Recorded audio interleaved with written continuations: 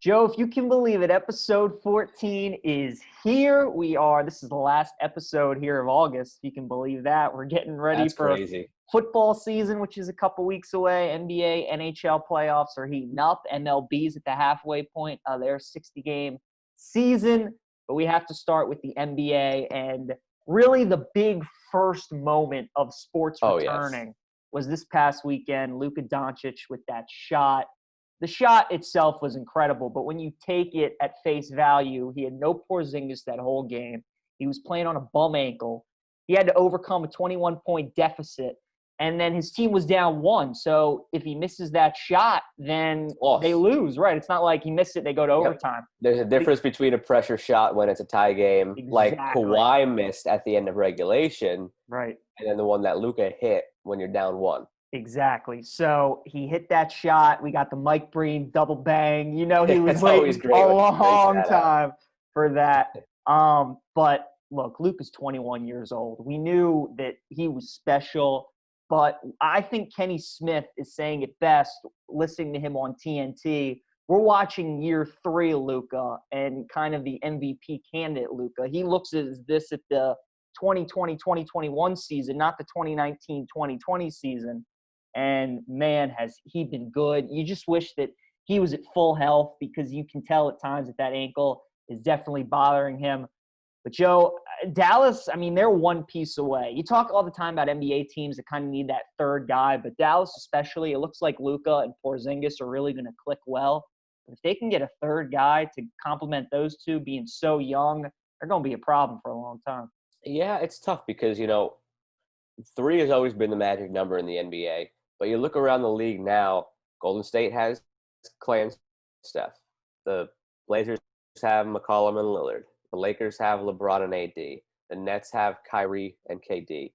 The Clippers have Paul George and Kawhi. The Bucks really just kind of have Giannis. Maybe you throw Chris Middleton in there. Houston, Harden, and Westbrook. Exactly. Houston is Harden and Westbrook. So we're seeing more than we have recently. The NBA right now is about tandems. And until one of those other teams gets their own third piece and forms a new big 3, which we don't have yet, in my opinion, I think the Warriors they can make it. Draymond. They're closest. Draymond's more of a heart and soul kind of type of guy, right? And they've got the number 2 pick, which is going to be traded for one, so they'll probably get it this year. But so long as it's just a tandem league, or even if the Warriors get somebody and then, God forbid, somebody gets hurt like they had their injuries this year, as long as it's a tandem league, you got to watch for the Mavs to win a title at any time in the next couple of years until a team forms a big 3. Because Luka is an MVP now. Luka is absolutely one of the top 5 players in the league. Mm-hmm. Case is close to being made for being the best player in the league. It's not far off. So you pair that with Porzingis and how lethal they have been together. They have a lot of nice side pieces with Seth Curry, with Hardaway, with Burke. I mean, they have a lot of nice 3rd, 4th, 5th options. Yeah, they do need – there's no denying it. Like, if they want to be a championship favorite, they need a 3rd. Like we said, that's around the league. Historically, it's 3. But right now, 2 could do it. They're probably not going to get through this series now that they're down 3-2, but 2 can do it. And if it stays like this, they're going to be probably one of the hottest preseason bets to win it all next year, because the value on them is going to be really good. They're going to be looking back at people are going to be looking back at what they did this year. So the Mavericks are here, and the Mavericks are going to be dangerous for a very long time with Luka. And I won't say the Hawks, because Trae Young is also a star in his own right, but the Sacramento Kings, man, drafted Marvin Bagley ahead of Luka Doncic. They got to be killing themselves right now. The Suns with Ayton, he's good. Like, that's not a problem. He was the consensus number 1 pick. But passing on Luka at 2 is going to haunt that franchise forever. There's a reason they haven't made the playoffs in 13 years or whatever it is. But I'm glad you talked about Luka and how you see him as a top 5 player in the league, because I'm starting to think, I'm watching all these Western Conference games, and I'm like, the talent in the Western Conference. So good. Because you look at the East right now in these games, and you really got Giannis and Embiid. I mean, You've seen Tatum's 3 good. sweeps in the East. That tells you all Right, you need. right. I mean, there are a lot of good, solid players with Durant not playing this year. It's really Giannis and Embiid on top of everybody else. Jason Tatum's very good. Pascal Siakam's very good. But those are the clear two. But then you start thinking about the West, and it's like LeBron, Kawhi, West is Lillard, tough. Luka, Anthony Davis. So I wanted to ask you, who are your top 5 players in the Western Conference that are currently in the bubble? So no Steph Curry, no Klay Thompson, no Devin Booker. The 8 teams remaining in the playoffs, your top 5 players, who would they be? Number one's Kawhi. I think Kawhi right now, outside of Giannis, and the debate could be had between those two, is the best player in the world, period. Um, in the bubble right now, I'd have to go with LeBron at number 2, just because, I mean, he's got that playoff mode activated right now, and he's got that look on his face, and he's putting up the numbers. The assists are there, the points are there, everything. His game is running on all cylinders right now. Mostly the passing. I mean, it's been great watching him just distribute He's the always ball been these the last best 2 passer. games. He always has. Always, Yep. always. But he Yep. seems to have taken it to a new level of focus and concentration. Now, I don't know if it's just no distractions with no fans at the games or whatever it is, but he seems locked in to a whole new level. There's one pass that stuck out to me. It was in game 1, the loss, actually, against the Blazers. He came down in transition, and he had a no-look pass to the corner. I'm watching on the TV screen, and I didn't even see Danny Green in the corner. And I'm wondering how he saw Danny Green through traffic, and it just blew my mind, and he's number 2. Now is where it starts to get kind of interesting. So Harden gets the points, doesn't play defense. Lillard, I almost feel bad to pick him now because he's out, so he's going to miss the next game, and then they're probably going to be out of the bubble because the Lakers are probably going to end it tonight. Right. So he then doesn't really fit your question. So I'm actually going to put Lillard aside.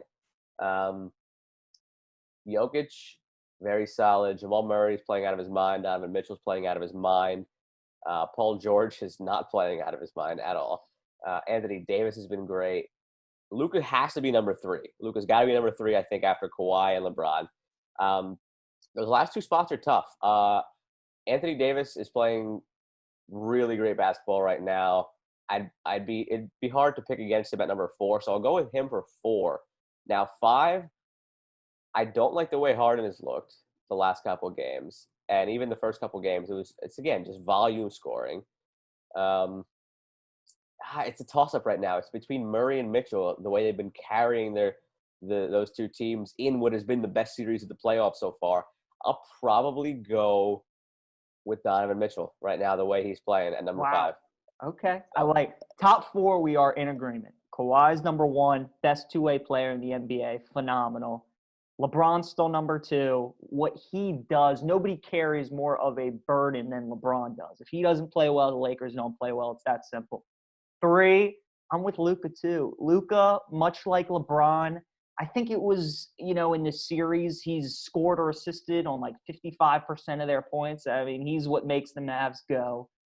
4 and 5 is where it gets interesting. I lean Anthony Davis as well, just because at his size, he has guard ability with his handle and how he can shoot it. He's an incredible defender. He's a good passer. I give him the nod at 4. And then 5's tough. The way I look at it is Murray, Mitchell, Harden, Lillard, all phenomenal offensive players. But to me, Harden is the best of the bunch. So I would give him the nod at number 5. But again, you can't go wrong. The fact that Damian Lillard's not in the top 5 is pretty incredible. But it's tough though. But I'm with you. It's Kawhi and LeBron and Luka would probably be people's top 1, 2, and 3. And then 4, 5, you can make a case for 6 guys. Yep. You really can. Yep. Now, and that's why we've seen such a great couple of series in the West versus the East. I mean, across the board, that crazy Luka finish to make it 2-2. Then the Clippers came out and won by like 40 in game 5, and they'll probably close it out in game 6. I think the way the momentum of that series was going. Jazz Nuggets surprised everybody that the Jazz got out to the 3-1 lead. Denver double-digit comeback to make it 3-2. Jamal Murray has been absolutely insane. It was tough for me to pick Mitchell over him, actually. Over the last couple of games, I pulled this up, and I wanted to make sure I mentioned it today. I just got to scroll back now. But Jamal Murray, just to kind of showcase how great he's been, the last 2 games for the Nuggets, 92 points, 19 assists, 15 boards, 0 turnovers, 61% from the field, 57% from 3, 100% from the free throw line in his last 2 games. He's playing bonkers right now. You'd be hard-pressed to pick against the Nuggets, evening that up and going to a Game 7. That's probably the best series we've had so far. Rockets Thunder, we'll see tonight. As we record this on Wednesday, Game 5 will be tonight. Yep. And that one is another one that could possibly go 7. The Lakers are closing out tonight. The Blazers are done. That was actually Pat Self on back, my best pick of the first round. I said Blazers win Game 1 off the momentum of the whole 8 games play-in where the Lakers coasted, and the Lakers win 4 straight. So that went exactly to form. It's been a great side of the bracket in the West. The East, not so much. We don't really have to spend much time on it. The Raptors swept. The Celtics swept. The Heat swept. And the Bucks allowed Orlando to get 1 game for a gentleman's sweep. But the semis is where the East gets good. It's going to be really good. Because Miami could make that go 7 with Milwaukee. And Toronto, Boston. You know what? Let's call it audible right now in the show rundown we had. Next week's going to be our big, huge football preview episode, so we're not going to spend a ton of time on other things. Let's do it right now. We know exactly what the East is going to look like. Let's go for our semi picks in the East because this is 2 great series. Boston, Toronto, I have no freaking clue in this series. It's tough. I went with Toronto before the playoffs started. They dominated a weaker opponent. The Celtics dominated a slightly better opponent, but the Sixers didn't seem like they cared at all whether Brett Brown got fired or not, and he did get fired. Right. You don't know with Gordon Hayward. It doesn't seem like he's going to be back for the series. I don't think he will. Defensively, the Raptors are better. The Celtics are probably deeper and more well-rounded. The Raptors are better coached, but not by much because I love Brad Stevens for as great as Nick Nurse is. This one is probably to invent a word, the toss-uppiest of all the toss-ups so far in the playoffs. I'll go with Toronto in 6. I don't feel confident picking a one way or the other in this series. If you hear a kid shouting, the kid that lives in the house that I'm renting the Airbnb is doing virtual schooling. I apologize about that. Milwaukee already. I know. Milwaukee, Miami. There's my big upset pick. I got the Heat in 7. The way the teams looked in the first round. Love the way the Heat looked. Do not like the way the Bucks looked. Yeah, I got Milwaukee in 7. That series, I'm with you. That goes 7. And I like Toronto in 6 as well. Boston, they're going to miss Hayward because very much so. Toronto's just going to frustrate Tatum and Jaylen Brown. They just match up well with them defensively. They got Van Fleet and Siakam and Lowry. They're just good defensive. Lowry's got a little injury now too, but it doesn't seem to be as severe, obviously, as Gordon Hayward. So. It's a bad matchup for Boston. They don't have anybody inside either. Like Philly did. If they were to face Toronto and have Embiid, that would definitely help them. But, they got Daniel Tice and they got Enes Kanter, while Toronto has Marcus Gasol and Serge Ibaka, 2 outstanding defensive big men. So I just think it's going to be tough for Boston to score enough points and to win 4 games to win that series. But Miami and Milwaukee, Joe, you know how much I liked Indiana, especially when we heard Oladipo was coming back, for the Heat to sweep them. I mean, that was like, wow. Statement made by Jimmy Butler. They're a well-rounded team, too. We talk about the Mavs and how they need kind of a third guy. Miami really has Jimmy Butler, maybe Bam Adebayo. He was an all-star. But they really have Butler and then just like 4 solid really players. Solid next Dragic, Adebayo, Hero, Duncan Robinson. I mean, they just got good, solid players. Eric Spoelstra's a good coach. He's one of the most underrated coaches in the league to me. He got all of the kind of tongue-in-cheek comments when it was the big 3, like, oh, what is Spoelstra really doing down there? Right. But he has coached his ass off since all those guys have left and has still had that team contending in the playoffs every year just about since then. So hats off to Eric Spoelstra. Like, you see guys kind of getting fired left and right at various teams around the league, and after that big 3 was dismantled, he picked up the pieces and they are back to being a legit contender, potentially a lure for Giannis Antetokounmpo in the offseason. Don't think that's where he goes. He's either going to Toronto or Golden State, in my opinion. But the Heat have been mentioned, so hats off to Eric Spoelstra for just doing a great job while nobody notices down there. In the West, we can't really do the picks yet because there's still a lot to be decided in the West. And we figured we'd cover the East while we could. That's they good. gave us a Miami-Milwaukee is the best series, regardless of who wins Denver, Utah, and OKC, Houston, and faces Clippers, Lakers. That's Milwaukee. Exactly. We've got no clue with Houston, OKC, or Denver, Utah right now. You could give Dallas a slight chance against the Clippers. I don't see it. The only thing that's a given right now in the West is that the Lakers are coming through. Other than that, can't make any other picks based on the way it currently looks. Well, one thing we do know is Matt Turner, our next guest. We've had him in our pocket for a while now, waiting to show everybody this interview. Awesome stuff, New England Revolution goalkeeper. Joe, you've been active on Twitter. He's been making some great plays. I didn't appreciate that he was making some saves against DC United. Any of the other teams, that's fine. But DC, he's got to chill out with that. He hasn't missed a step ever since the games came back, man. He has been highlight reel save after highlight reel save. He was doing it in the bubble, which we talked to him about. He was doing it now back in the home markets as the MLS has resumed its regular season. He's got a shot. He's got a shot to be goalkeeper of the year in the MLS. Absolutely. And like you just said, we talked about the bubble, the upcoming season. Everybody enjoy it. Interview with Matt Turner coming up next. Joined this week by a very special guest, New England Revolution starting goalkeeper, U.S. men's national team member, former Fairfield Stag, and most importantly, fellow alum of St. Joseph Regional High School, where I got to meet him. It's Matt Turner. Matt, it's good to see you, man. How you doing? I'm doing well. Thanks for having me. And like you said, I can never forget those SJR days. Those are very important, very formative. Of course. And you graduated a couple of months before I started. But I remember a couple of times we overlapped because there was, I guess, a couple-week gap between when our soccer camp started and when Fairfield started, and you were always coming in to get that extra work for a couple of weeks before college camp started. So we should have known then that you were going to do big things, putting in that extra work at a high school practice when you were already in college. Well, also, don't take anything away from yourself there. Keeping me on my toes. I feel like you need to give yourself some credit as to getting me to where. I'll take it. So many different ways we could take this. But the main thing we want to start out with, of course, is all the questions about what the hell life was like in the bubble in Orlando. So what was your daily routine like living in that Disney bubble in Orlando? Yeah, so it was tough to get into a routine, actually, because, first of all, games thick and fast. You're just playing games and sometimes things took a little bit of a twist. Like, for example, before our DC game, we had two presumptive positive tests. So then we had to sort of follow the protocol where we weren't allowed to go and have team meals together. We had to take our meals up to the room, and then it was like, okay, everybody's fine.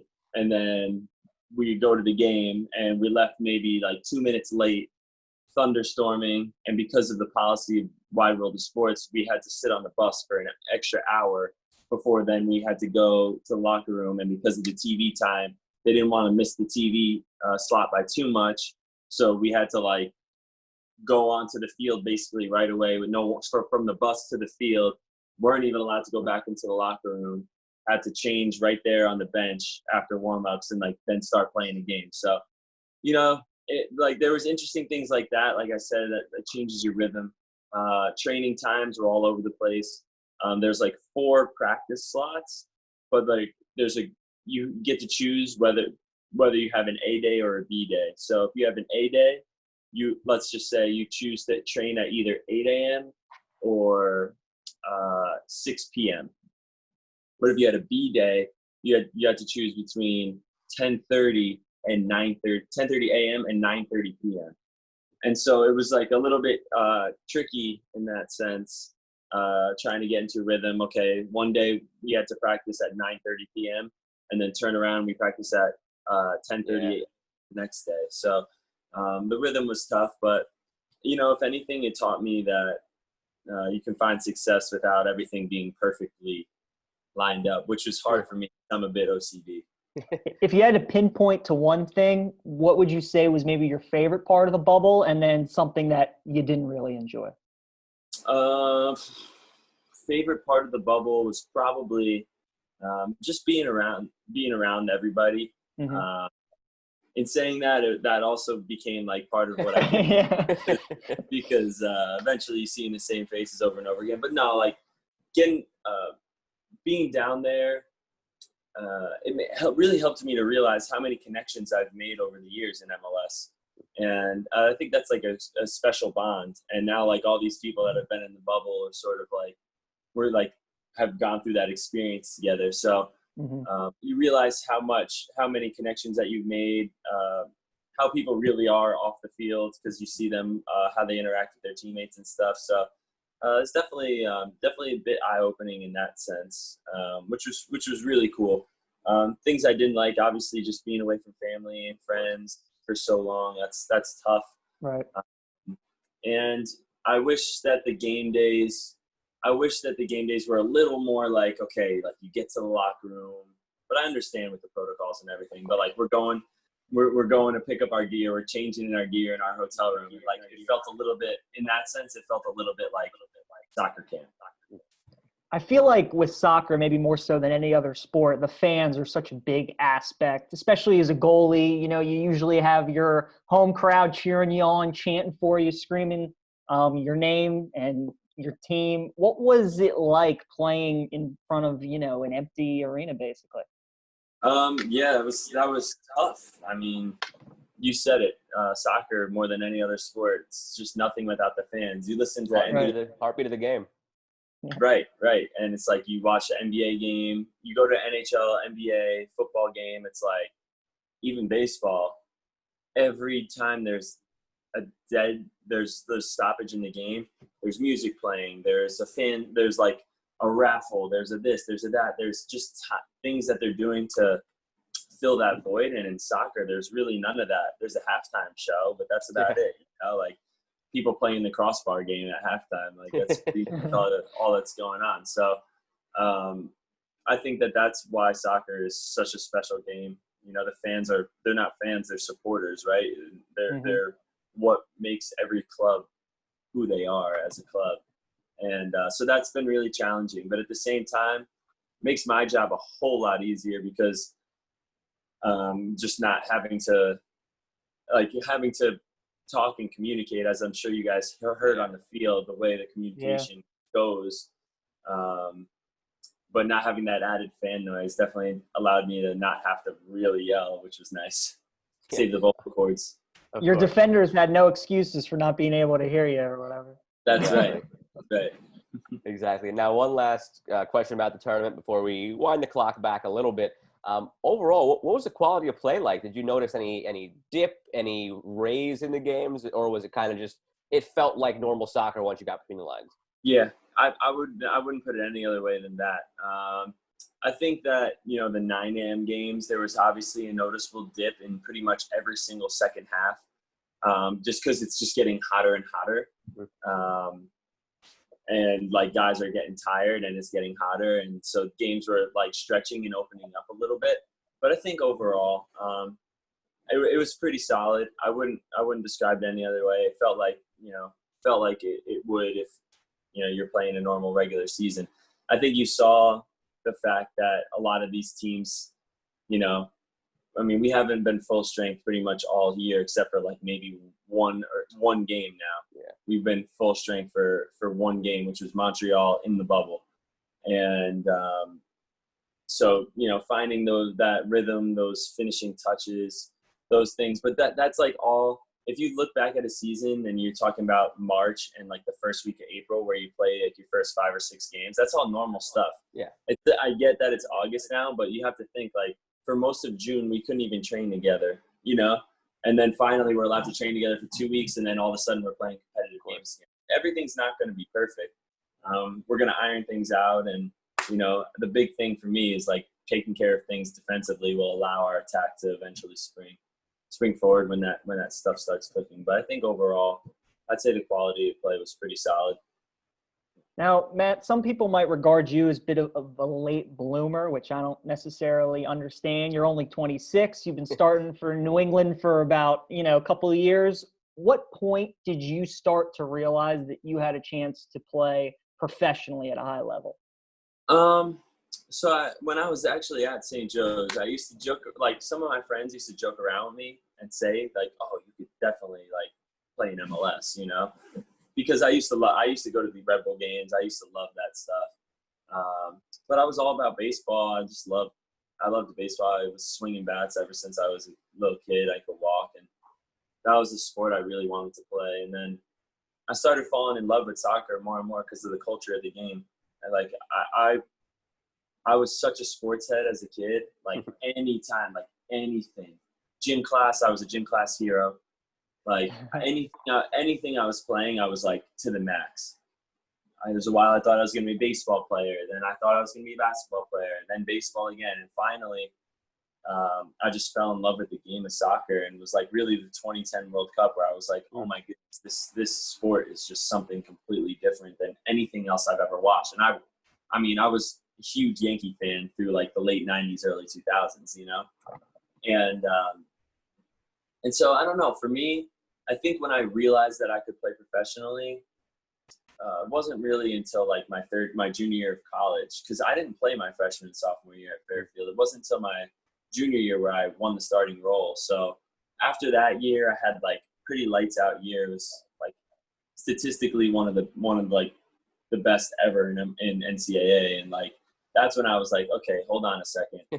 I'm looking at my name on these lists, and I'm like, okay, that guy, he gets talked about a lot. That guy, he gets talked about a lot. And mind you, I'm like in classes, like watching highlights of all the MLS games. I'm watching highlights of all the top goalkeepers in college, watching their games. Like I'm not paying attention in my international finance class. I'm literally just watching highlights for an hour and a half. So, I mean, that's probably when it really clicked for me. But there was moments here and there where people mentioned it to me, and I was like, yeah, I don't know. Now, you had your college days at Fairfield. Then you signed your pro deal with the Revs, got loaned out to Richmond. Looking back on it now, among that, was there a season or a training camp where you really saw yourself make the biggest strides as a player? You mentioned that when you first got the starting role as a junior and your lights out year as a senior in college, but was there a training camp where you really noticed yourself take that game to the next level? Yeah, so I'd say probably my second year. So it's the year that I played like 20 games in Richmond. There was a big noticeable difference from year one to year two for me. And I remember being in preseason and playing so well, but just like I didn't feel like the staff at the time felt like they could take a chance and give me an opportunity. So we had 2 trips. We went to Casa Grande, Arizona for like 10 days, back to New England for 3, and then we went to Tucson for 2 weeks. And I played 2 games in the 10 days. But when I say 2 games, I played a 45 – 4 halves, right? Half against Minnesota, and then we played some Croatian team. And we played them in a 60-minute scrimmage, and I actually played the whole scrimmage. So I played a grand total of 105 minutes that preseason. And like, I don't know, I was thinking about so I didn't play that well in the Minnesota game, but that was my first like game action at the MLS level ever.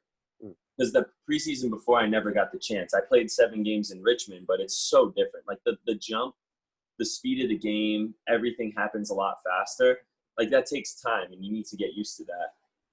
But when I played against this Croatian team, I remember we won 1-0, and I like absolutely stood on my head, like played an amazing game. And I was like, okay, like surely this will give me, at least a knock on the door to get a game in Tucson, because that's where like the big preseason tournament is.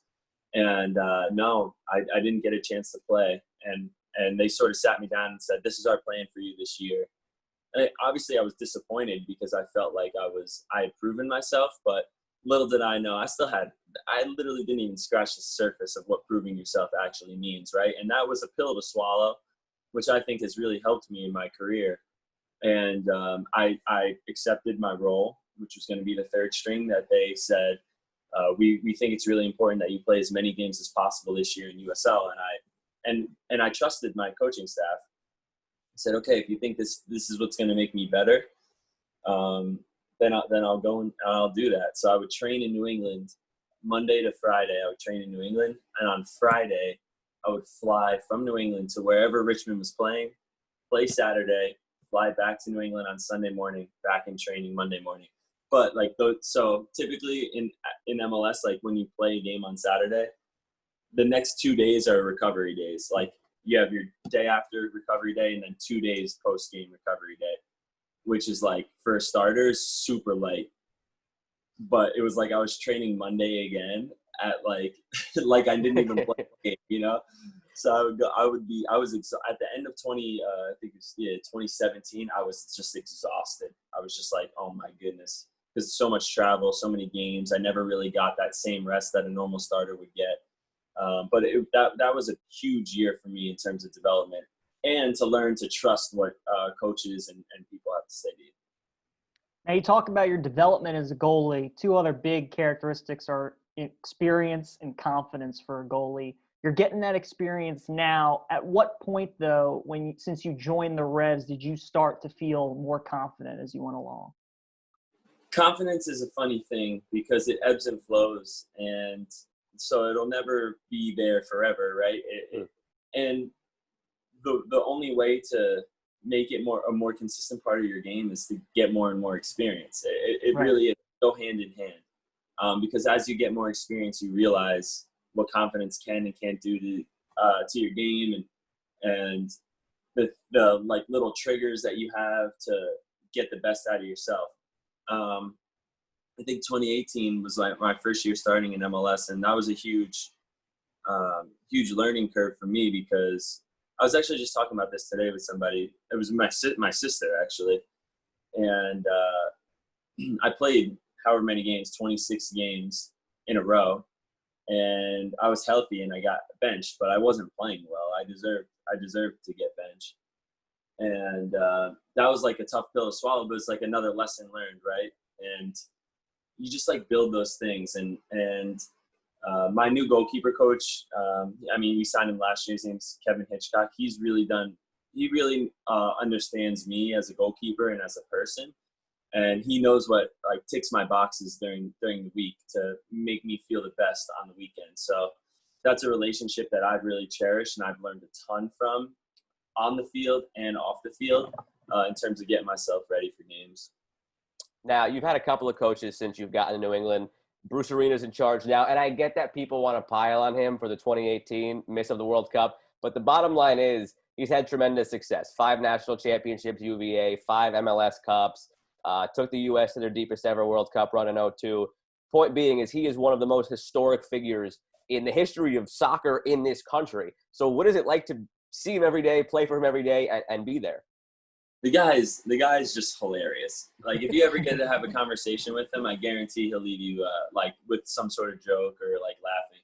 And I think to be able to work with him every day has been just a huge blessing. The guy, he knows people, you know, like he knows soccer and he knows people, and he knows how to get you going in a way that's going to get the best out of you, right? And you just have to be willing to accept a little bit of joking, a little bit of making fun, but he'll say it to person number 30 on the team sheet, and he'll say it to person number 1 on the team sheet. He's no problem, you know, holding everybody to the same standards, and I think that's been huge for us.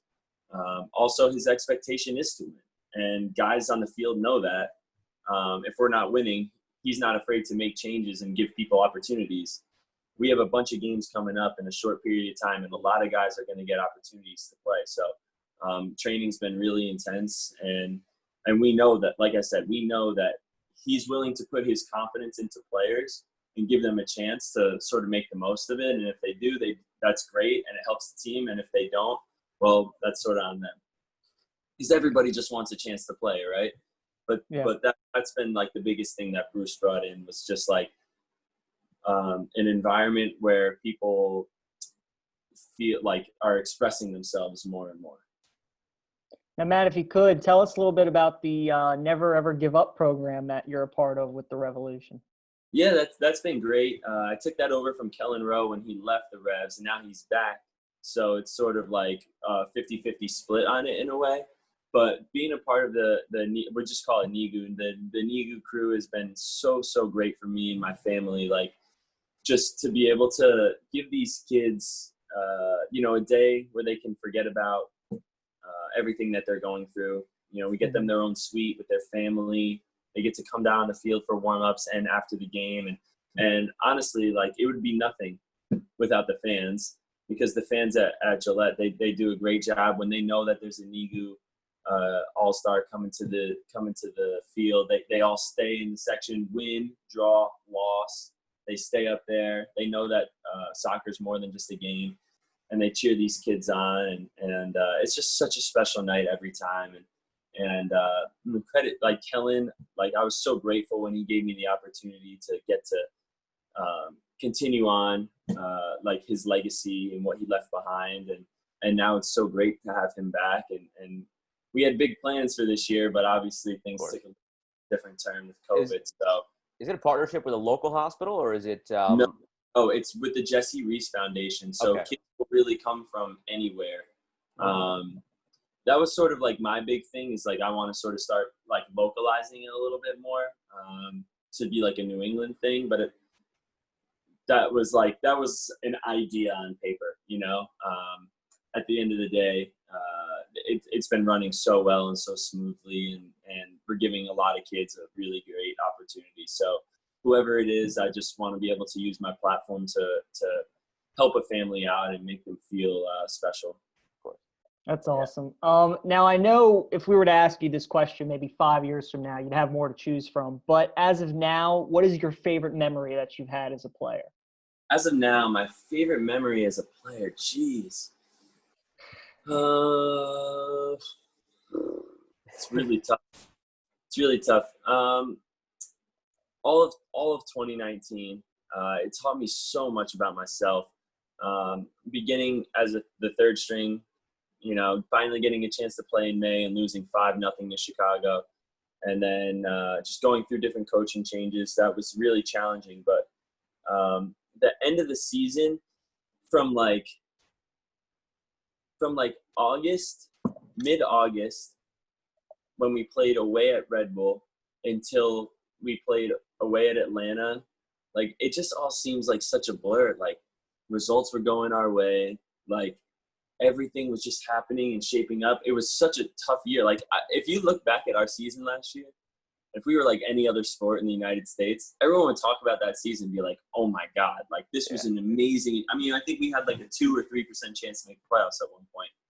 And we turned around and we made the playoffs. And I'll tell you what, like, that game in Atlanta when we lost 1-0, we were playing pretty well. I'd say we had probably some of the better chances in that game. Obviously, barred like the end of the game where they sort of had a couple flurries because we were stretching to try to score. But just to be able to play in a playoff game, that was, check off the bucket list.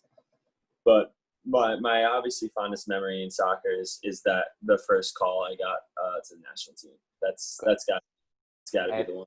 And you know what? You're starting to get interviews in your role. You're starting to kind of think like the interviewers, because that was my next question.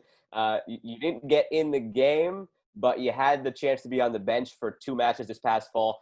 What does it mean to have the chance to represent the country on an international level, especially with the great history of goalkeepers in the U.S.? I mean, you look across the board at the other positions, but goalkeeper from Friedel to Howard and Keller and just everybody, the list goes on and on of American goalkeepers, to be one of the next guys in that line. Yeah, so at first I thought it was just going to be like, there was a pre-camp before those friendlies, and I thought I was just going down for like a week-long pre-camp, but an injury actually sort of allowed me to slide into that third spot, which was huge, because that meant over that week that they liked what they saw in me.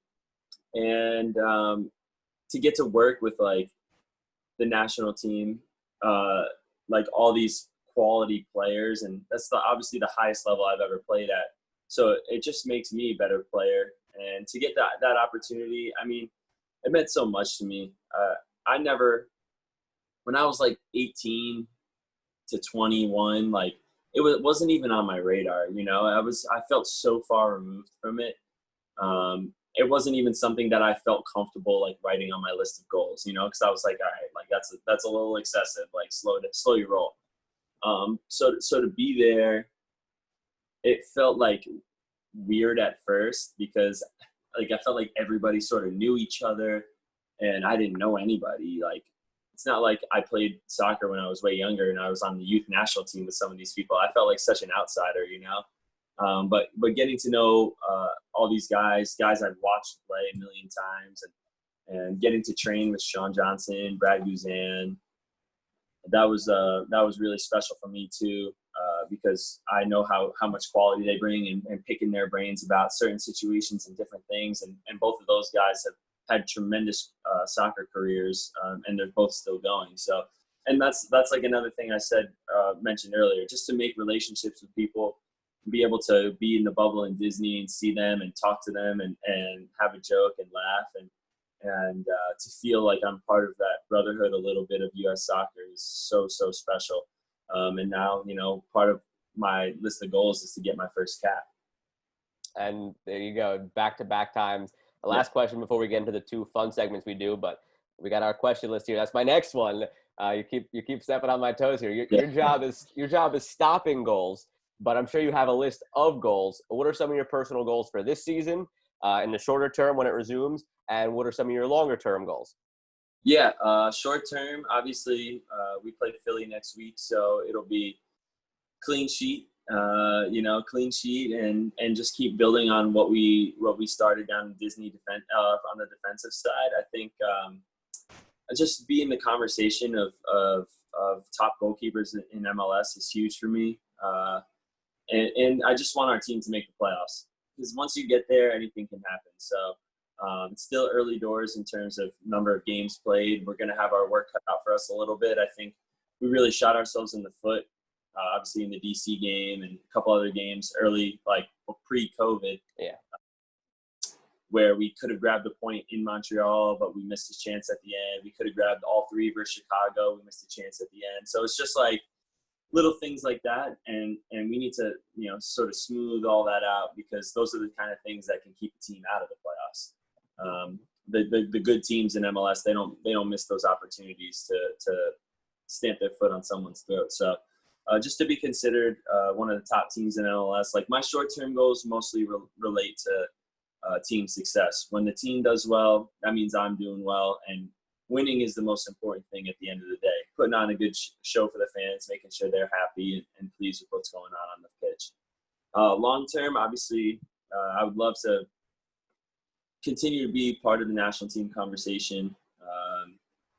Ideally get my first cap and sort of build off that. But, one thing at a time, like I said, if my team's playing well, I get the chance to be in with the national team. I'm sure of that. And from there, it's about showing up and showing the coaching staff at the national team that they can trust me. They can put me into a game and they can trust me, and being somebody that they feel comfortable putting into a game situation. So, there's obviously little technical and little things here and there, but overall staying healthy, being available, and just trying to win some games. All right, Matt. So as Joe mentioned, now it's time for the fun stuff. All right, we got two segments for you. We do with all our guests. First one's called the Swift 7 rapid fire questions for you. And then we got a trivia question that Joe will give you at the end. All right. All right. So question number 1 of the Swift 7 for you. Who is your favorite player that you have gotten to make a save against? Joseph Martinez. Number 2, who was your favorite goalie growing up? Tim Howard. Of course. Okay. Favorite team to use in FIFA outside of the Revs or the U.S. national team? Barely play FIFA anymore. I play more, but back I loved playing with. It was a Russian team. They just had like this really tall striker. I can't even think of the name. Spartak Moscow. They had a huge striker, and I would just cross balls into the box. Nice. Favorite city you've gotten to play a game in? Vancouver, but not the pitch. Okay, that's a fair point because I don't really like watching games on that pitch, and the players don't seem to like it either. And you could Great city, though. That is a great great city, city. Gorgeous. great city. Favorite sport other than soccer? You mentioned baseball and basketball. I think I know your answer, but favorite sport? Baseball. Gotcha. Favorite team to play against on the road? Favorite team to play against on the road? NYCFC, Yankee Stadium. All right, there you go. That's cool. Home. You're home. You're in your Yankee Stadium. I always thought I would play at Yankee Stadium, just a different sport. Different sport. There you go. There you All go. right. That's funny. Last one of the Swift 7. Favorite teacher at SJR? Oh.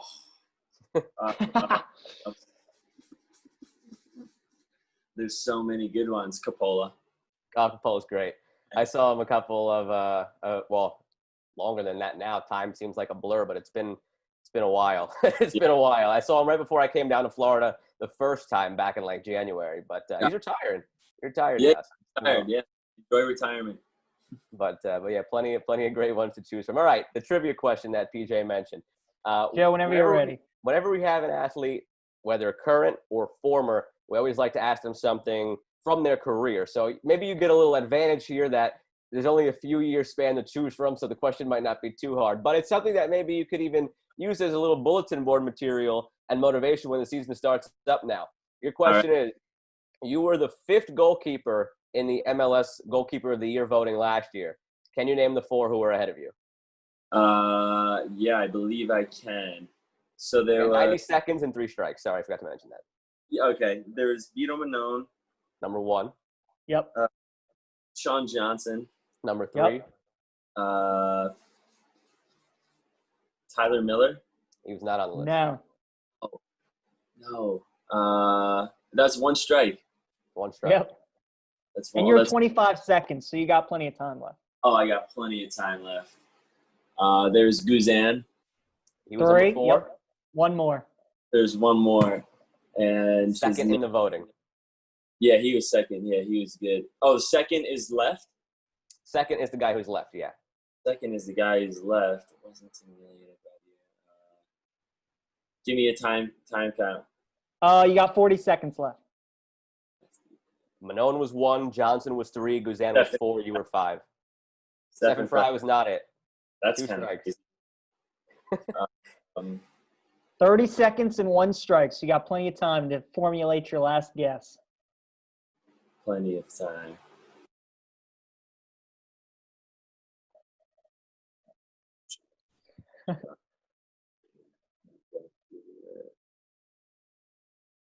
No way. I think 10 you played seconds. against him pretty recently, too. Yeah, I mean, no way. 5 seconds. Do you have anything on your mind? I guess the only thing I could say is probably if you said played against him recently, Bill Hamid. There it is. You Number got 2. it. You got it. Then I was kind of like, I didn't think he was up there, but That was it. There you Well go. done. Matt got it. I like that. That was all right. Bulletin board saved it. material. You're right. Hey, I figured, you know what? That's a good question to ask. It gives you a chance to put those 4 names in your mind before you start playing again next week. Exactly. Well, we can't thank you enough for taking the time with us. I know your sister, I believe, is a frontline worker, so thank you for all her work. Hope that she's still doing well and your family's doing well. You got a week to get ready. Go do your thing, and hopefully we can reconvene this when the season ends and we talk about how you had your run to MLS Cup. Yeah, absolutely. Yeah, I'll look forward to that, guys. Good meeting you, Matt. Appreciate it. I love the Forward Madison kit too. A little USL League One representation here. Oh, there's soccer in the U.S. Let's grow it. Once again, that was New England Revolution goalkeeper Matt Turner, who's playing some incredible soccer right now. And Joe was awesome to get an athlete on here who has experienced the bubble and what's that like, because people like us on the outside, we kind of have an idea maybe of what it's like for them, but you truly don't understand the day-to-day. And it was interesting to hear some of the things that he would do during bubble life and his experience. That was what really struck me, actually. I was kind of going into it thinking, all right, what's he going to complain about? The food, the quartering, like what is he going to complain about? But that's something that didn't even cross my mind, how in order to just kind of make sure everybody got practice time, there'd be like all these different time slots. And your routine would be non-existent. Like, I almost figured, again, obviously with no knowledge, just kind of assuming what he might say based on my perception of what bubble life might have been like. I was thinking it might have been like overly monotonous, where it's like, wake up 8 o'clock, go to your test at 9, go to practice at 10, eat, sleep, whatever. Like, just very monotonous, Right. weighing on the players mentally. But it was totally the opposite based on what he was saying. You couldn't get a routine at all, which was the hardest part, which was you'd practice at 9 a.m. one day after practicing 10 p.m. the night before, and then you'd have a game in the morning, and then the following game you'd play at night. Like, it's totally out of whack. I can't imagine how tough that must have been. Just, athletes are such creatures of habit and routine, and goalkeepers in soccer and hockey are two of the most kind of superstitious creatures of habit of any position in any sport. And for them to have to go through that, especially for Turner, that had to have really sucked. Again, especially with goalkeepers being such creatures of habit. But hey, he made it through. His team did well. They got bounced in the first round of the knockout stages. Matt played exceptionally. And like we said before we teed up the interview, he just picked up right where he left off now that the MLS is back.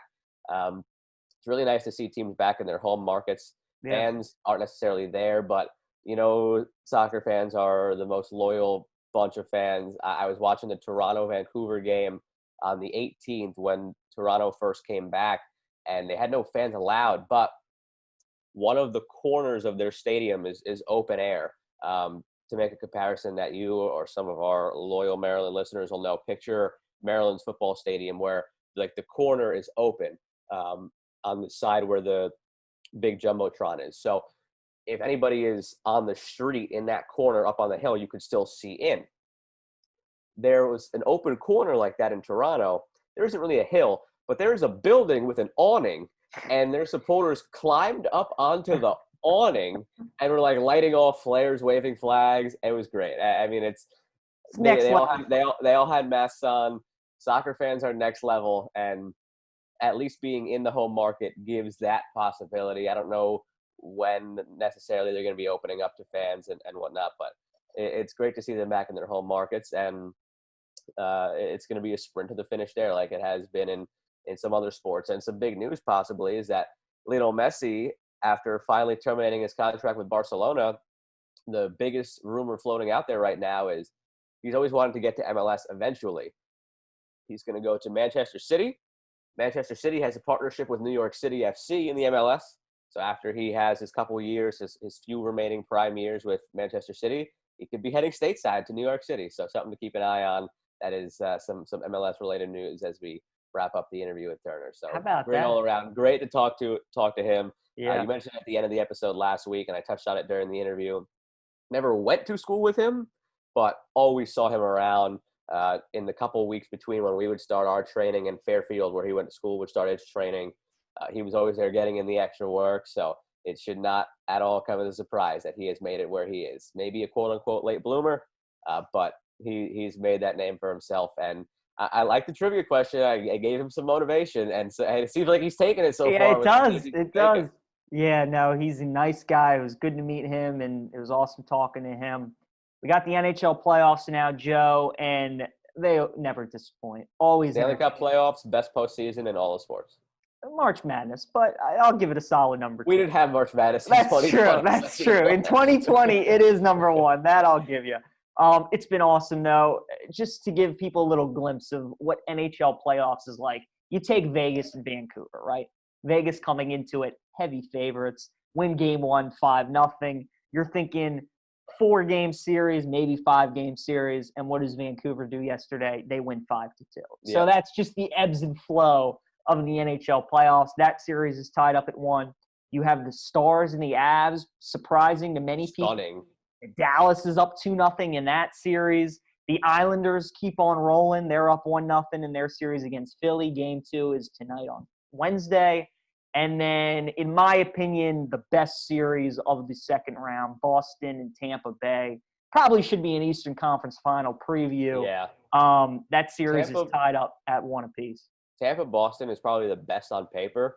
I think I think the Flyers Islanders has a chance to be a more entertaining series than Boston Tampa, just because the way those two teams play, their styles, and the way they kind of go up against each other, and just kind of like the kind of buzz and excitement around the Islanders knocking off the Capitals, being the lower seeded team, and Barry Trotz has his team clicking again like the Caps were a couple years ago. And then on the flip side, the Flyers, they were the team that took everybody by storm middle of the year, and they come through the round robin and get the 1 seed. So for me, there was a lot of intrigue in that series. Now, we didn't get a chance to go through picks for this round because the round wasn't set for our last episode yet.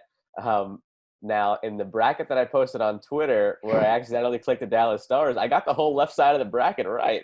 But my pick was the Flames. I just happened to click the wrong one on my NHL bracket challenge, so I didn't go perfect in the West. But I had the Avalanche in 5. That can't happen anymore because they're down 2-0 to the Stars. Now, what we talked about in the past was when it comes to the Stanley Cup playoffs, if you want value in betting, in series prices, you give it a game or two, you see how things go. Maybe sometimes it means you missed the boat on a bet that you would have liked. Maybe sometimes it means you get great value. The Avalanche are plus 250 now. And the way those first 2 games went, the Stars played better in the first one. The Avs played significantly better in the second one.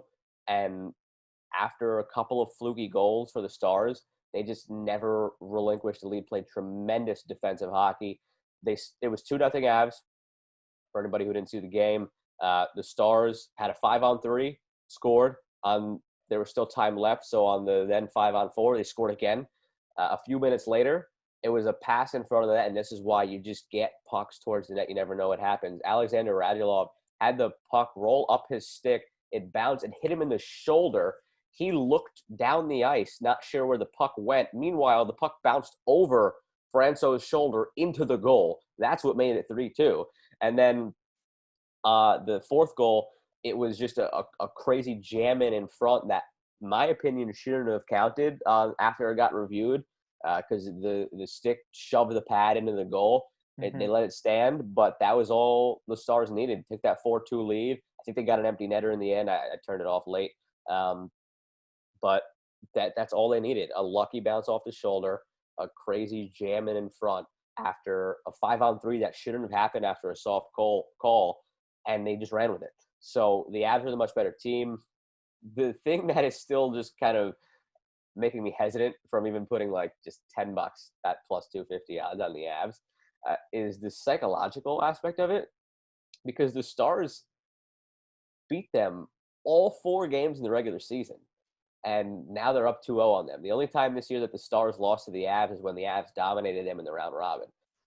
So that's something to watch. But I still like the Avs to come out of it, whether it's 6 or 7.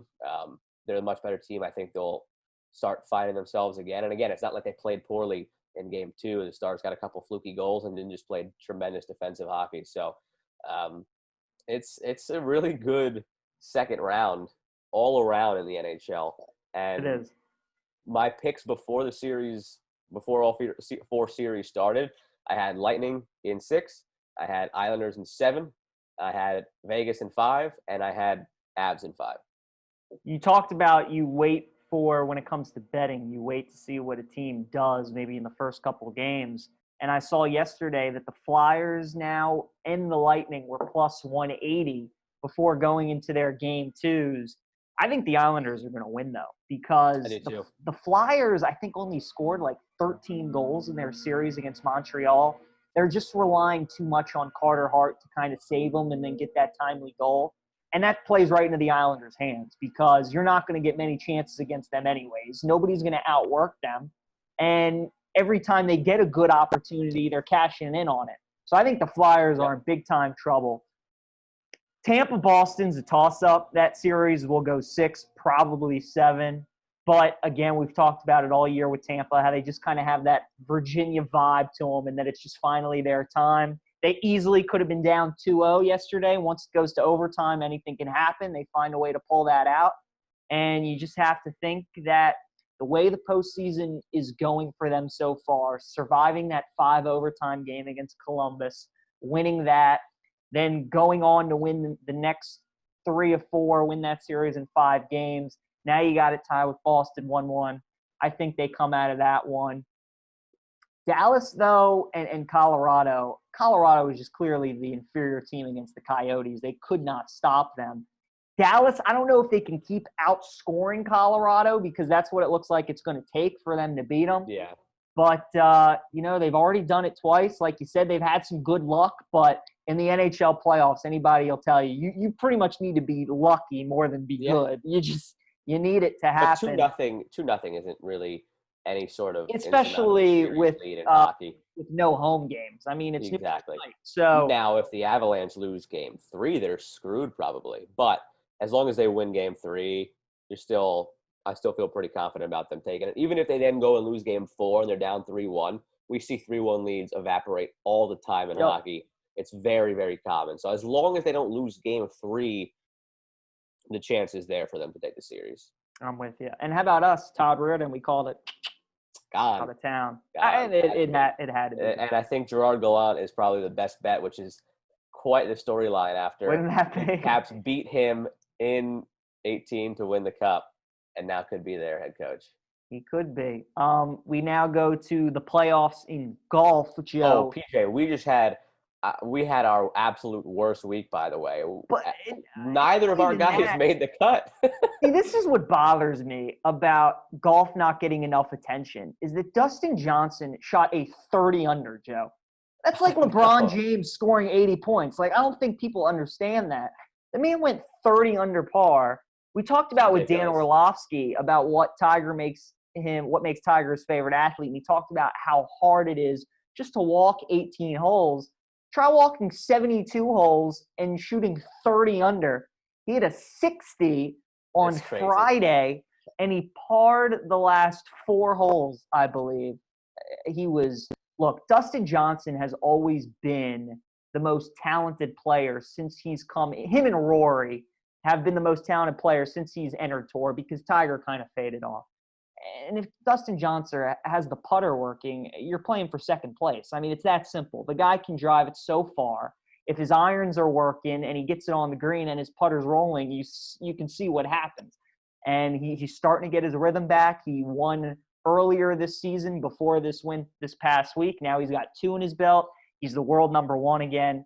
He's absolutely rolling. We got the top 70 this week in Chicago. It's going to be a lot of fun. Joe, who you taking?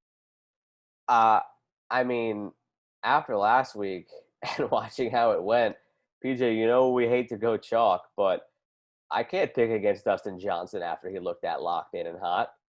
I can't do it.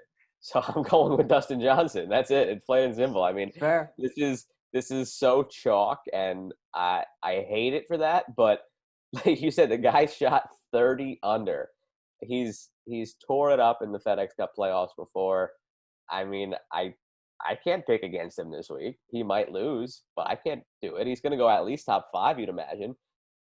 And especially after last week, where for the first time since we've been picking golf, both of our picks missed the cut. So I'm not going against Dustin Johnson this week. Well, luckily, since it's top 70, there's no cut this week. So everybody's guaranteed 4 rounds, which is nice. DJ's going to be tough. He's the betting favorite, obviously. I'll tell you this. My other option was John Rahm. If I didn't want to go chalk with DJ, it was John Rahm. Okay. But I'm going with DJ, officially going with DJ.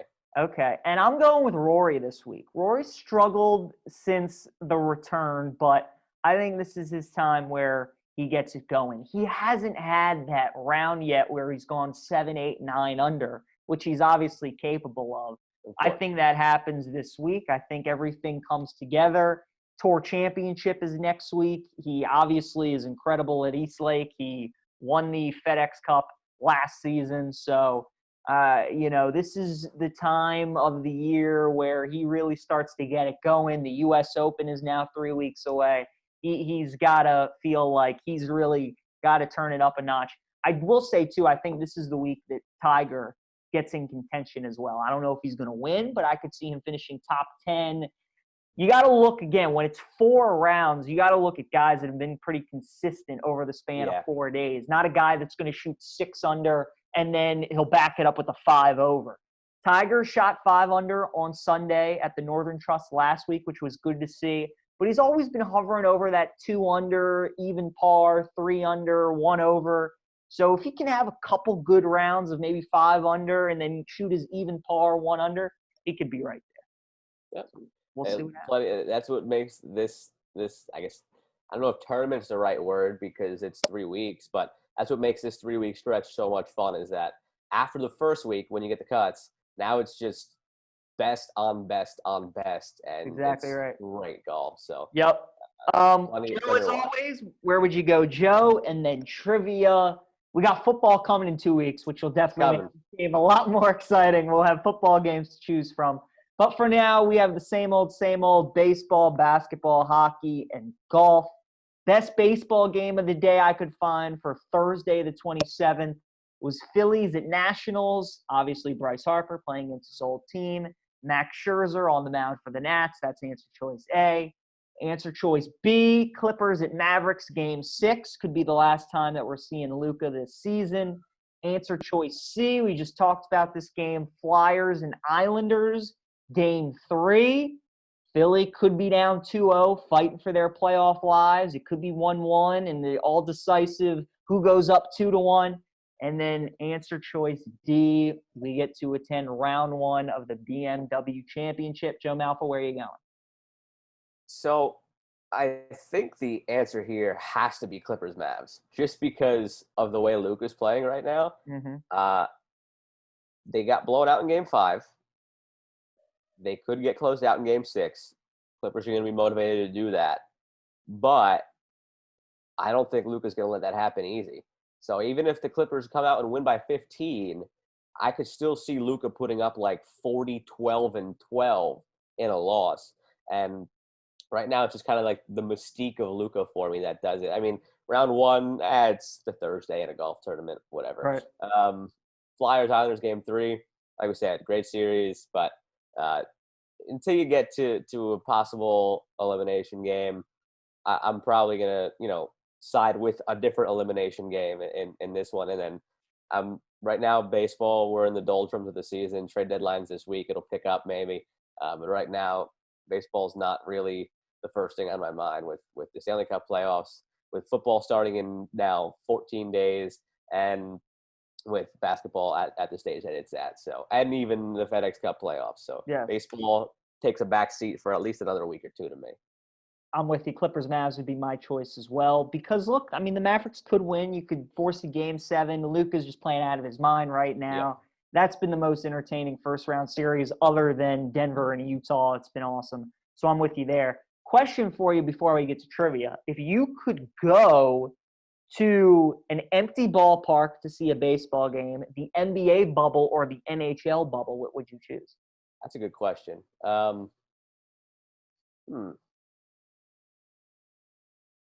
Are the vendors for food still there at the ballparks? No, but you get to bring your own snacks into the arena with you. So no. I would probably We might have to post this question on Twitter. That's a good question. It's a great question. I think of baseball would be kind of eerie. I mean, so would being at either of the others alone. But I think just more for kind of seeing what the bubble is like at the hotels and seeing the city. I'd probably go with the Toronto bubble over the Edmonton bubble, and then over the Disney and a baseball stadium. I'd probably go to the Toronto bubble. Empty ballpark, I think, would just be so cool because the sounds of baseball are just fantastic. If I had to choose between NHL and NBA bubble, I think I'd go NBA too. The NBA bubble sitting down there is probably great fun, but like people don't realize just because with the way the cameras are and the way the mics are on the ice, people don't realize how much the benches chirp at each other, and it's so much fun. So I think being there, sitting near the glass where you're in earshot, being in a beautiful city of Toronto and getting to see that, the Islanders and their ping pong tournament they've been having in their hotel, like just little things like that'd be like fun to be. But of those three, hockey's the best live, which makes it tough. So you just think if you were the only one there, how sick that would be. Exactly. But I don't know. There's something about being in an empty ballpark, sitting behind home plate by yourself that just intrigues me the most. I think. It's a good question. I'm going to put that on Twitter, and we're going to see. We're going to see what people say about it. Joe, we have reached the end, which means it is trivia time. You picked up a point on me last week. I did. 4 to 3.5. Yeah. Just kidding. So I have not watched Hard Knocks yet. I got to watch it today. I'm not asking you another Hard Knocks question, that's for sure. That's good. Did you watch last night's episode? I have it banked for today, actually. I didn't have a chance to last night. Did you ask me my question? Did you ask me your question first last week? I did. I asked you the Hard Knocks question first last week, and then I got all right, so I'll give you my question first. It's a good one. NFL is 2 weeks away, so I figure I'd give you an NFL question. And as always, 90 seconds, 3 strikes. Who are the 3 teams in the NFL last season that had 2 receivers in the top 20 in receiving yards? 3 teams. 3 teams? 3 teams. Okay. Go ahead. Tampa Bay Buccaneers. Godwin and Evans, that's one. Yes. Okay. It wasn't the Patriots. It wasn't the Jets. It wasn't the Bills. It wasn't the Dolphins. It wasn't the Giants. The Cowboys with Gallup and Cooper. That is 2. It wasn't the Redskins, the Washington football team. It wasn't the Eagles. The Eagles actually, interestingly enough, did not have a single receiver over 500 yards. It was not the Packers. It was not the Bears. Could have been the Vikings with Thielen and Diggs. I'm not going to say that yet, though. I'm going to keep going throughout the league. It wasn't the Lions. It was not the Steelers for damn sure. It was not the Ravens. It was not the Browns. It was not the Bengals. It was not the Saints. They don't have a good second target. It was not the Panthers for sure. You're at 40 seconds. So you got plenty of time. It was not. Oh, it could have been the Falcons. All right, those are 2 in my mind still. Was not the Titans. Was not the Jaguars. Was not the Colts. Was not the Texans. Was not the Raiders. Was not the Chargers. Was not the Broncos. Chiefs. I have all 3 of my strikes. Was not them, or them. All right. We got our 3 final guesses, and we have all 3 strikes. 20 seconds left. Let it fly. The Falcons. It was not. Okay. Was it the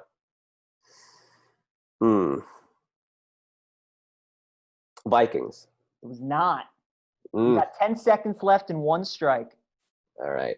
Shoot. The Chiefs? Not the Chiefs. All right. The last one was the Rams. Woods. The Rams. Woods and Cooper Cupper. I was going through. I was naming the teams, but then to save myself some time, once I got out west, I was just like, not them, not them, not them. And I didn't think it was them because I knew that Brandon Goff Cooks had a bad season. Goff had a bad year. Gurley had a bad year. The team had a bad year. Brandon Cooks was supposed to be their one. Didn't really pan out. Now he got traded. I know Kupp had a few great weeks. I know Woods had a few great weeks, but to both be top 20, that's a little surprising. But so Godwin was 3 in receiving yards last year. Evans was 13. Kupp was 12. Woods was 16. So they snuck in. Cooper was 8, and then Michael Gallup was 20, right on the number. Question. Yeah, I knew Gallup snuck in with his last couple of good weeks, but Kupp and Woods sneaking in there. That one got me. It's a good question. All right. Yeah. So that makes me 3.5 for 14. Yeah. All right. Now your question, again, when we come up with these, we always try to at least see if we could answer it ourselves first. And this one came to my mind as I was watching the Lucas Giolito no-hitter. I was sitting there and was like, wow, the White Sox have 19 no-hitters. That's incredible. So my question, though, is not who has the most no-hitters. White Sox have 19? 19. That surprised me. Wow. So I was sitting there thinking, I was like, which teams have struggled to get no-hitters in their team's history? I knew there were a few that were down there. There are 6 teams that have either 0 or 1. I was able to name 5 before I looked it up. Okay. So I think, to be fair, I will ask you to give me 4 of the 6 teams that have either 0 or 1 in their history. And your time starts now. Well, the Padres are the lock. Yes, the Mets, they have 0. The Mets. That's 2. Tampa? That's 3. And Indians, White Sox, Twins, Royals, Tigers. Braves, Phillies, and Nats. Still got a minute. Yeah. Brewers, Pirates. Is it the Pirates? It is not the Pirates. Pirates have 6 of them. Cardinals, Cubs, Brewers, Reds, Giants, Dodgers, Rockies, Diamondbacks. Rockies. Colorado Rockies, number 4. There you go. All right. The other teams I was thinking of, was it the Diamondbacks? The D-backs are close. They have 2. Okay. And then who's the other team that I was considering? Was Seattle. Seattle has 6. So you would have struck out if you went with those. Yeah, King Felix and Randy Johnson. Yeah. No, when I went through it last night, I immediately got the Padres and the Mets. I knew Tampa, and I knew Colorado. And then after a little bit of thinking, I got the Brewers. The team that I did not get was the Blue Jays, because I figured back when they had that kind of in their heyday, I thought they might have had it. Or Roy Halladay, yeah. With Doc, R.I.P. I thought they would have had a couple more in their history, so I didn't get them, but I got the other 5. So very good. Yeah, it was a nice, Which franchise has thrown the most no-hitters? Oh, the most is the Dodgers. Dodgers have 26, followed by the White Sox at now 19, who broke a tie with the Red Sox yesterday. They had previously both had 18. And then rounding out the top 5, the Giants with 17 and the Reds with 16. That's almost a better question, is the 4 franchises with because the Reds would be the top. Yeah, I think people I would say the about Yankees. That, they'd say the Braves. You would have known the White Sox just because it was so talked about yesterday. So if I were to give you the same question but in reverse, of the top 6, give me 5 of them. I think you would. I'm sorry, of the top 6, give me 4 of them in the same way that I just had the bottom 6, give me 4 of them. I think Dodgers, Red Sox, Giants, Cubs, because the Cubs then would be the next team. I think that would have been doable. The Reds might have been the team you missed, but I thought the other 4 were pretty easy. So that's why I went with bottom up. How many the Yankees? I was surprised to see that the Yankees only have 11 actually, and are not near the top. They are about dead center, middle of the pack with 11. Yeah, how about that? So, good question. Love it. Now from here on out, we could hopefully have a bunch more football questions, and I should start racking up points again, because you see the way I just ran through the teams. That was good. That was good. All right, so 5 to 3.5. 5 to 3.5 through 14. You're still batting right around 300. You're still a Hall of Fame hitter. I gotta get my average up a little bit, but exactly. But now we get into football next week. Big preview episode for the NFL. We're gonna have some fantasy nuggets. We're gonna have some win total over unders, our division picks, our guess at what a playoffs might look like, especially now with the 7th team in each league. Football's back, baby. It starts 2 weeks from today when this releases on Thursday. Thursday night football, Chiefs Texans. That's such a bad thing the NFL did to the Texans, making them start their season at the Chiefs, where last season ended after a 20-something point lead. It would have been Ravens Chiefs, because they would have wanted Mahomes and Lamar, but the Chiefs are at the Ravens, so that's why it had to be. Because if you look at the Chiefs' home schedule, it's really not great. It's not really great. Not. So that the Texans was the best matchup for sure. They get Watson and Mahomes, so that was the obvious choice in prime time. We got Adrian Dantley, NBA Hall of Famer, on the show next week. So that was a lot of fun. Thanks again to Matt Turner for joining us, and hopefully he keeps his good play going, just not against DC United. That would be appreciated. Yeah. All right, Joe. A lot of fun. Last episode of August, if you can believe it. Last episode of August. We are in September. We are in football season. Baseball's halfway through. But next week, do not come into this expecting anything other than a sprinkle of the NHL, a sprinkle of the NBA, and a whole lot of NFL to get you ready for the season opener coming up the following week. That's exactly right. Well, Joe, we'll do it again next week. Until then, thanks to everybody, as always, for tuning in and listening. We hope you enjoy the episode. See you next time.